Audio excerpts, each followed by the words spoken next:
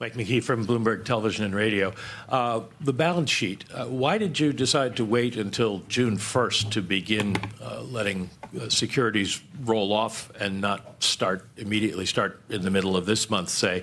And do you have a newer or a better estimate for the monetary policy impact of letting the balance sheet decline?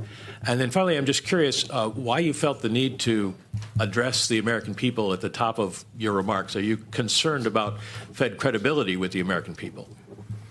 So why June 1? It was just pick a date, and that happened to be the date that we picked. It was nothing magic about it.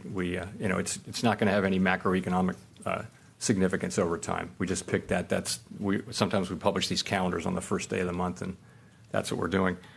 I wouldn't read anything into it. In terms of the effect, I would just stress how uncertain the effect is of shrinking the balance sheet. We run these models, and everyone does in this field, and make estimates of what will be the how do you measure, a certain quantum of balance sheet shrinkage compared to quantitative easing. And, these are very uncertain. I really can't be any clearer. There won't be any clearer.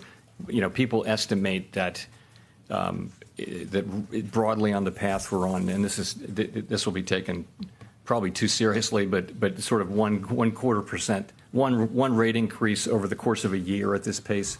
But I would just say with very wide uncertainty bands, very wide. We don't really know. There are other estimates that are much smaller than that, by the way, and some of you may have read about that. That's kind of a mainstream estimate.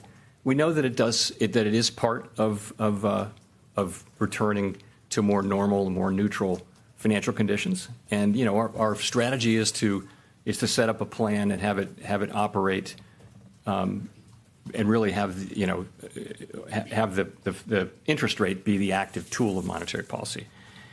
In terms of speaking to the American people, I feel like sometimes I want to remind us really that that's who we work for, and that it's inflation that people are feeling all over the country, and it's very important that they know that we know how painful it is, and that we are working hard on fixing it. I thought it was quite important to do that, and so that was really the thinking behind that. Do you think the Fed has a credibility problem? No, I don't.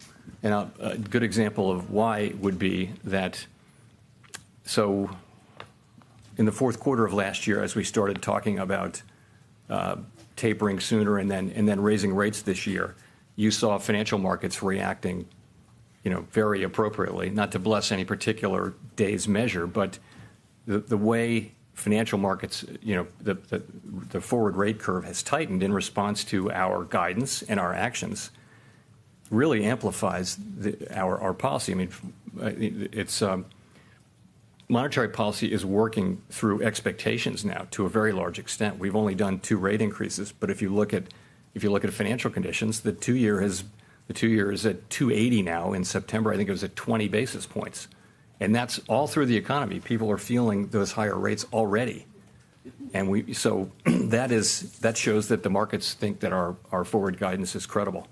And I think that's we want to keep it that way.